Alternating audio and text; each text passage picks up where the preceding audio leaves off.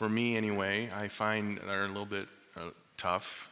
I was talking, I think it was Phil yesterday, I was chatting with him a little bit, and he said that there's only, what text to use? There's not that many places to look at that, they seem overdone anyway. There's kind of the ones we always use, the way we always approach Mother's Day. And I never want to preach at mothers and say, this is what you're doing wrong, this is what you should be doing better at. I think sometimes Father's Day gets approached that way because we are preaching from experience and we know where we fail. And bragging on moms, and that can get awkward too sometimes. So it's kind of don't always know how to approach a Mother's Day sermon. And I don't think it necessarily always has to be a special sermon, but it is a time for us to be able to look at, to recognize moms and the work that our moms, our parents have done for us, but also the current moms that are in the trenches, so to speak, and dealing with the younger moms especially. So I've titled the sermon, Honor Thy Mother. And the text their text key verse, I guess, is taken out of Exodus chapter 20, verse 12. And it simply says this, it says, honor your father and your mother, that your days may be long in the land, and the Lord your God is giving you. That the Lord your God is giving you.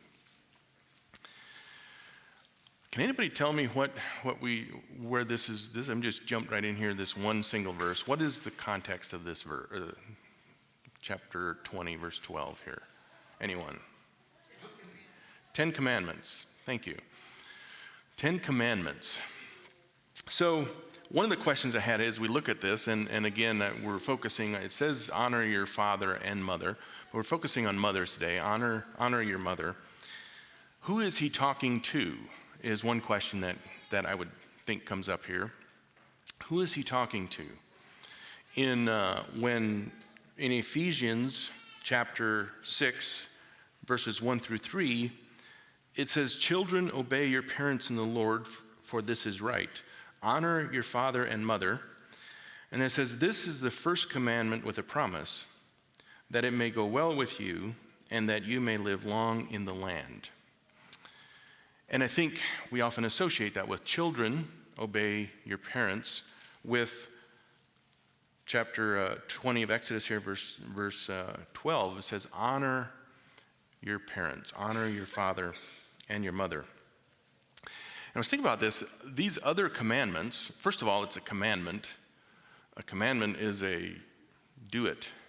It's imperative. You do this. It's not, I would suggest you do this, or here's an idea, try this. It is do this, or don't do this, as a commandment. And he's not here in Exodus 20. God isn't teaching a young Sunday school class. This is given to the children of Israel, to his people. This includes children and adults. It includes many different ages. It's not just singling out children. And if you are sitting here thinking as a father and a husband, thinking, oh, okay, well, I'm getting off here scot-free because we're going to be looking at honoring our parents, we'll get to you, to us. Hopefully with maybe some practical ways that we can honor our wives and show an example to our children. Like I said, it's statistically fact that more than 90% of us here this morning had parents, right? The aura is thinking that through, yes. 100% of us here had parents, right? At one point, we have had parents. Now, some of us have lost our parents maybe from an early age, maybe even before we knew them. At some point, some of us still have our parents, still have our mothers, are fortunate enough to still have our parents in this life. And we're commanded to honor them. And again, we can preach at each one of you, we can preach at the children, say, honor your mother. You do as I say. But I want to, like I said, look at dads and fathers a little bit. What can we do to help to teach and train our children to honor their mother? What are some ways we can do that? I think we need to start with the dads of those children. If you don't honor your wife, the chances of your children honoring her are pretty low. They say more is caught than taught. So we need to set an example of things to do. How do you honor your wife? Some things not to do. I don't want to make this a sermon about feminism or get into those weeds too far. We may be accused of that, maybe. But, and again, speaking from what I understand, I'm not a woman, never have been, never will be. So I can't speak from experience from this, but from what I understand, my understanding of women is that there's a God-given need, desire, and a want to be protected, to be emotionally safe and stable and secure. And if the fathers of the home are not providing that, that is immediately an issue for moms, in order for moms to be respected and honored. One thing that I remember my dad said numerous times, I think he often said it at wedding and during a wedding sermon, was for the husband to never make a joke about the wife. Never make her the brunt of a joke, the brunt end of a joke, the subject of a joke, where everybody in the room is laughing except for her. That does major damage to her. And don't let other people do that either. Don't let other people make her the butt end of a joke, especially her children, your children. Don't let that be a point of disrespect given to her. Now, I know there's differences in families. There's some families that are very tease each other. I think our family is kind of along those lines, where we tease each other, and we sarcasm, flows pretty freely in our family, right or wrong. So there's a point of being able to make a joke and to take a joke, receive it, but to not do it to the point of disrespect. Not let that happen to your wife. Not to be the person that instigates that, or to allow others to do that either. Another thing is to not argue and fight in front of your children. If you're perfect, you don't argue and fight at all, right? That's a perfect home. And I don't think any of us came from perfect homes or live in perfect homes now. There are times when that happens. I guess the rule that I would suggest is, if you do argue, if you do fight in front of your children or others, that you also apologize in front of them as well. And I have to confess that, that has happened in our home different times, where we've had to go to our children and say, I'm sorry for what I said to mom and about mom in front of you guys, And the other way around too, that happens. And I think if the arguing and the fighting, if I can call it that, happens in front of the children, it's also positive and it's also uplifting for them to see that restoration happen, to see that things made right, that forgiveness happening as well. Don't publicize their weaknesses or their failings. Don't overshare the weaknesses and failings of your wife, your spouse. Because that will definitely not make them feel secure. That will definitely not make them feel emotionally secure and protected and safe. Don't do those things. All right, another thing you can do is try to make her feel appreciated and validated.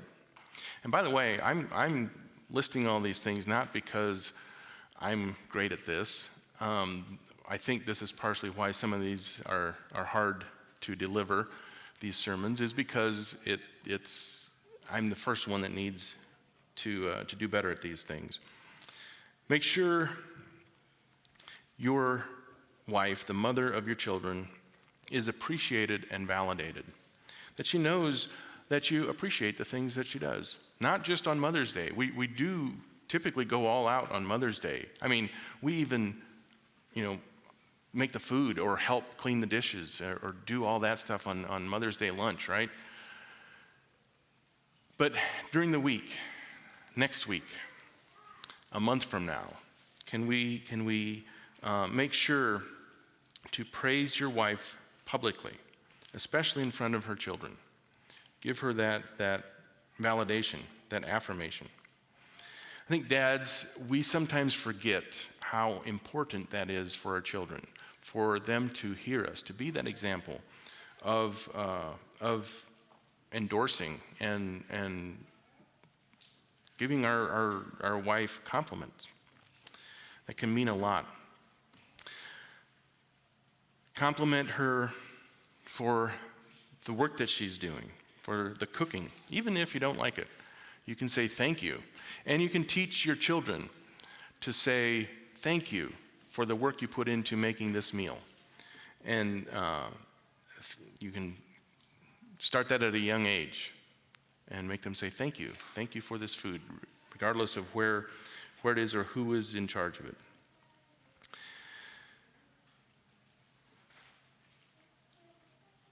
Show appreciation for the things that she is doing, taking care of, the hard work that she does in your home. Do the women in your life feel appreciated and validated? Another aspect here that I can work on is communication. And I came across this term. It's active listening. That almost sounds like an oxymoron. It's what? Active listening. I think was or maybe still is a little bit of a buzzword in depending what culture you're in. But active listening is defined as a structured communication technique that requires fully concentrating on, understanding, responding to, and remembering what is being said, both verbally and non-verbally.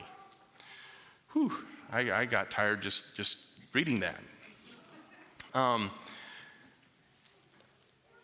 Husbands, fathers, are you actively listening to your wife, for your wife?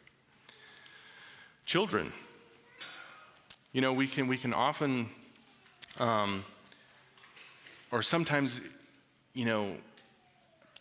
children, even grown children, myself included, we need mom to talk to. We need someone to talk to. We go to mom and pour out and tell them things, but are we also listening? Are we listening? Are we a listening ear for them to talk to us? Are we listening, receiving what they have? Are we actively listening? Communication experts say that the average woman speaks 25,000 words a day, while the average man speaks only a little over 10,000. What does this mean in marital terms? On average, a wife will say that she needs to spend 45 minutes to an hour each day in meaningful conversation with her husband. What does her husband sitting next to her say is enough time for meaningful conversation? I see some of you laughing. The husband sitting next to her says 15 to 20 minutes, but not every day. That's once or twice a week. Sure, let's have a 15 or 20 minute conversation once or twice a week. Then I'm good. That's good. Now, those statistics, those numbers are obviously based on averages. We're all different. We all have different personalities. There's some men that talk way more than some women, and the other way around too. But on average, I guess this is the point. Part of conversation is being an active listener. A good active listener, not just and my mind is somewhere else, and then I get accused of not listening. Well, I was listening, I just wasn't actively listening. I wasn't hearing. I was sitting there, but I wasn't taking it in. I wasn't involved. I wasn't actively listening.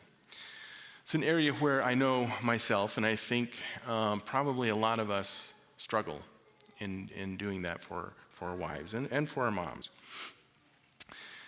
Like I said, communication is big. It's huge. I know when my parents were still alive, they'd go out to Phoenix for the winter, and they were out there for months. And I remember I would call out there sometimes. Maybe I had a question. I regret, I guess if there's one regret that I have, is not calling more often. When I had the chance, not calling my mom especially, and just talking with her and letting her talk to me. That's probably one thing I would change if I could go back. Because I remember whenever I would call her and talk to her, I was usually in a hurry. I was like, hey, is Dad there? I need to, he didn't answer his cell phone. What, can I? But she would love talking. She would talk, and she loved listening to what was going on in our life, what's going on in Indiana, what's happening, and she would love to hear those things and communicate. And I was always kind of in a hurry because I usually had a question to ask. When I would talk to my dad, I could often tell he was distracted. He did puzzles on his computer. He had jigsaw puzzles that he did in his spare time, and I think that's often you hear a little click, click of his mouse button, and he would try to act interested. Whenever I would call him I'd always want to make a little bit of a small talk and not dive immediately into my question, but I think he would have been fine with let's just get to the question. But my mom was different. She would love to talk and communicate. That's important to moms. So if you're here this morning, you still have your mom. You still have that opportunity. I would say call her up. Or, if you're in person is even better, if you're able to do that. Communicate with her. Talk to her. Listen to her. Communicate back and forth both ways. Allow her to share. Be an active listener, but also communicate her. Tell her what's going on in your life, what you're dealing with. It's important. Communication is important. Talking and listening to her. Another thing that moms need, our wives need, is family commitment. What do I mean by that? It's important for moms to know that the family is in on this. It's important for her to know that her husband is in on this. If you want to know what's going on for Thanksgiving, for Christmas plans, or whatever it is, who do you go to? You don't go and ask Dad, right? Because Dad typically will say, I don't know, I heard someone talking about something. I think we're doing something. Yeah, talk to Mom. Moms are known as kind of the glue that holds the family together. They're what makes things happen. And they're the ones who enjoy planning and carrying out those plans. And there again, I had to think of my mom.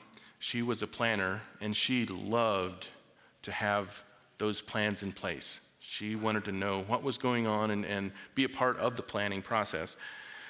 In the later years, my sisters would kind of start taking over some of that, and I think it kind of irked her a little bit that she wasn't always allowed to be part of the planning and to be in on that, because that was important to her. She had, as long as I can remember, my whole life, it was Mom knew what was going on and what the plans were. And that was a big piece of her life. That's important to moms, to have that buy-in from her children, from her family, to be able to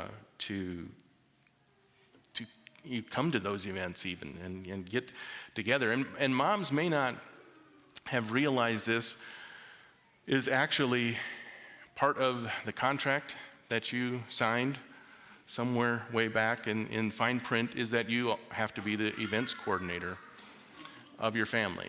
And that's usually the way it works.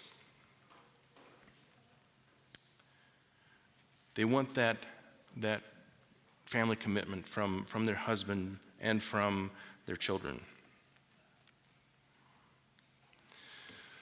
They want partnership and support around the house. Moms want that support, and this is another one that I fail at miserably most of the time.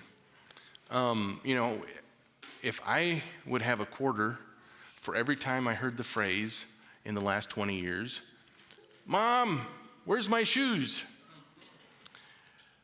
That happens a lot at our house.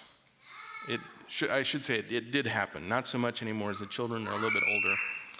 And we had one, I was trying to think this morning, I wasn't sure if it was Brooklyn or Allison, one of the younger girls, had, when they were younger, maybe 5, 6 age, they had this ridiculous habit, one of them, of their shoes, specifically shoes, there was one right inside the door where they came in, the other one was gone. No idea where the other one is. And we would find it, possibly in the kitchen, maybe in the pantry, maybe downstairs in their bedroom, maybe out with the dogs. We don't know. It was always a mystery how, and I told them, I said, why, when you take off one shoe, would you not take off the other one at least fairly close? But it very seldom happened that both shoes were in the same place, even the awkwardness of walking with one shoe. But anyway, it usually took Mom to come help track this down. Where's my shoe? I have one. Well, that's not going to do a lot of good. We need two. And so Mom would have to come and try to help find the other shoe. Or you name it, whatever it is. Where's this? Where's that? Mom should just know, right? Because I guess that's another piece of the contract that she didn't know she was signing up for, is that she needs to keep track of everybody's stuff and know immediately where everything is. Obviously, if we work together and we put away our shoes where they belong, then guess what? Guess where they're going to be the next time you need them? Right where you put them, right? Where they're supposed to be. Fathers, especially fathers of young children, I challenge you to start doing some of these things now. Be an example to your children. Help with some of those chores, the household chores. I know many of you fathers do good at this. But this is something that you can help out. Do things around the house. And you never know. If you help a couple times, she might say, you know what, I'll do this. Go do something else. I'll take care of this, because she wants it done right. I'm not saying you should do it poorly for that reason, but offer to help. Offer to help. Even just the idea of you helping makes her realize that you appreciate all her work.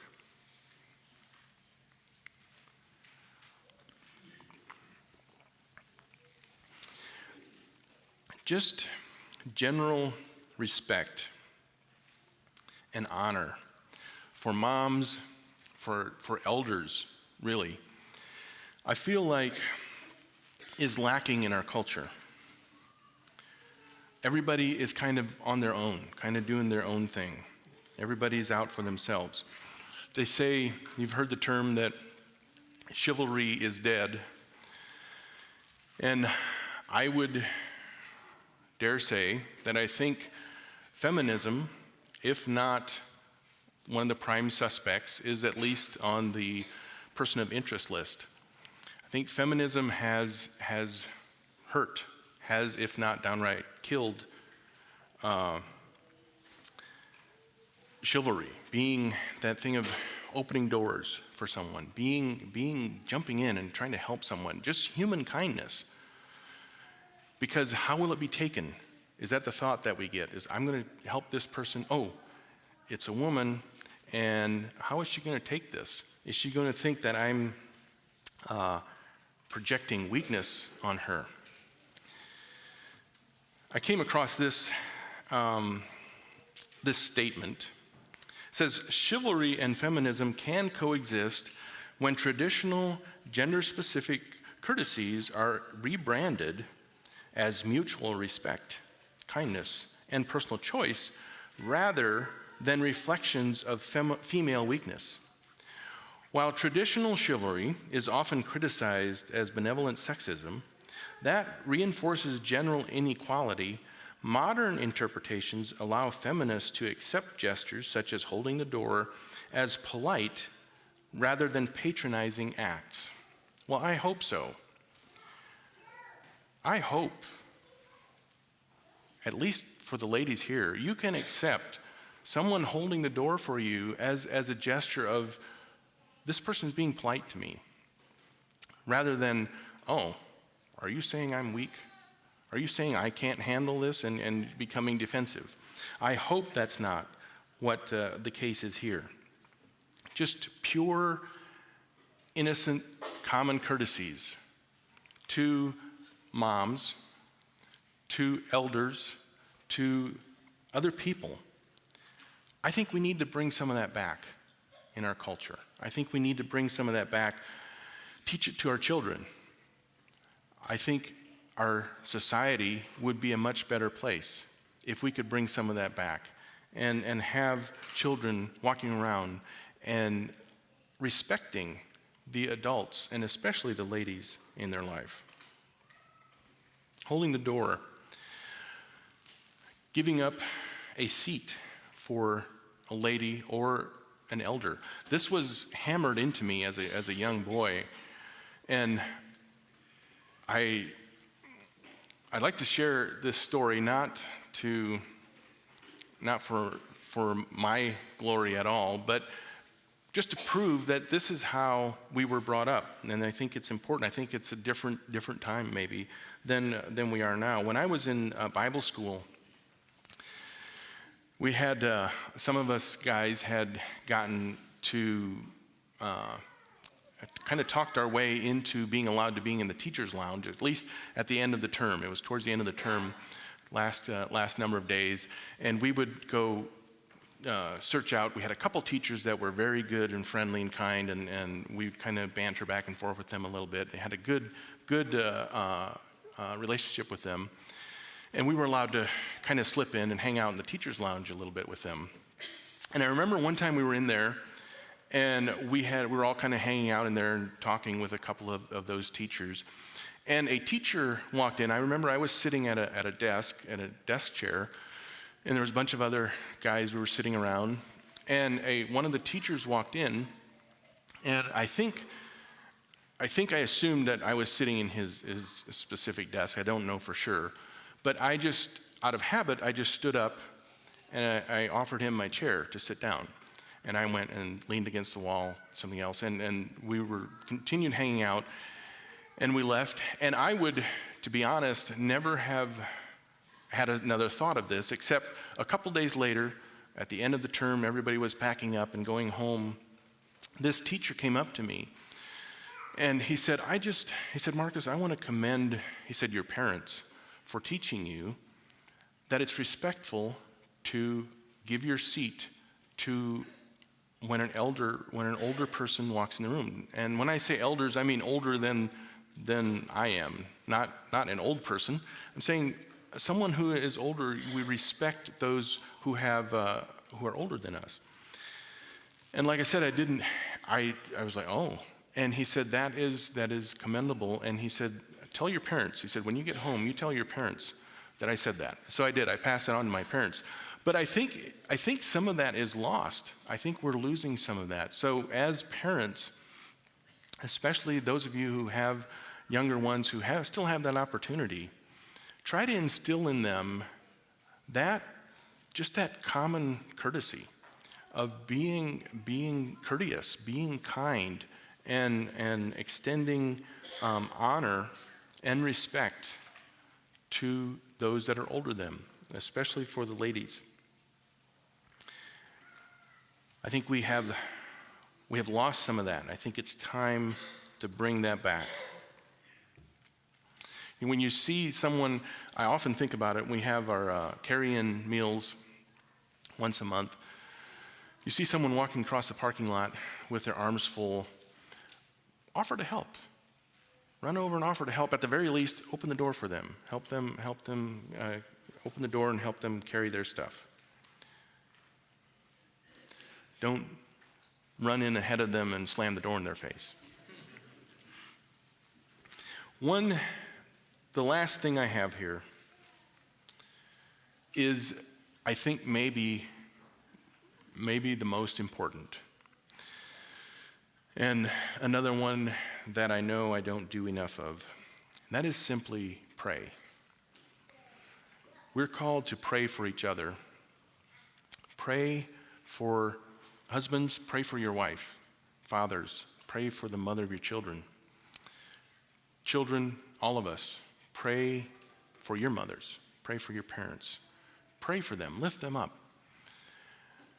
A mom's job isn't easy. Again, I'm not speaking this from experience, I'm speaking from what I see. A mom's job doesn't end. You don't punch out at 5 p.m. If there's a sick child, you're on call all night. If there's multiple trips to the restroom, cleanup crew, guess who that is? It's mom. Moms are on call 24/7. They need prayer. They need our prayers. They need our prayer, spiritual support.